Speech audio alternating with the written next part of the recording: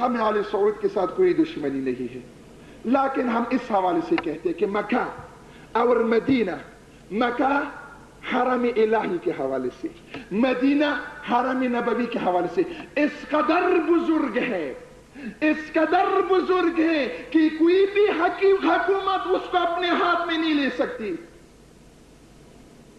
मक्का और मदीना को किसी हुकूमत के हवाले करना, मक्का और मदीना को छोटा करना है। हम ये कहते हैं कि मक्का और मदीना पर किसी की भी हुकूमत नहीं चाहिए, बल्कि ये कुली होनी चाहिए और इसके इंतजामात के लिए मुसलमान ममालिक के मुंतखब सालेह मुत्तकी अफराद की कमेटी होनी चाहिए, जो मुसलमानों के मसालिह और मफादात को मद्देनजर रखकर उनके लिए पॉलिसी बनाए।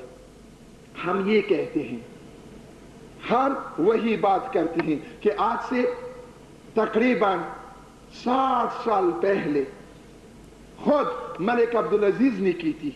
जब मलिक अब्दुल अजीज चाहते थे कि मक्का और मदीना पर कब्जा कर ले और शरीफ के हाथ से ले ले, तो मुसलमानों को उन्होंने यकीन दहानी की थी कि हम मक्का और मदीना पर अपने हुकूमत को नहीं जमाएंगे, बल्कि हम हाजियों के सहूलत के लिए शरीफ से लेकर इनको हम कुल शहर करार दे देंगे। हम तो वही बात करते हैं कि आज से 60 साल पहले आले सऊद के बुजुर्ग मलिक अब्दुल अजीज ने की थी। हम तो वही बात करते हैं कि आज से 60 साल पहले मुश्तरका हिंदुस्तान में खिलाफत जो की एक तहरीक चली थी, उन्होंने ये मुतालिबा बुलंद किया था कि मक्का और मदीना को आजाद शहर करार देना चाहिए। बिरादरान अजीज, अब यहां पर मसला भी आता है, ये सारे बातें मंतिकी है। आले सऊद को कोई हक नहीं है, इसलिए कि उनकी हुकूमत बादशाही है। बादशाहियत को ना इस्लाम तस्लीम करती है ना जमहूरियत, और एक खानदान को कोई हक नहीं है कि वो एक ममलिकत के स्याह और सफेद के मालिक बने।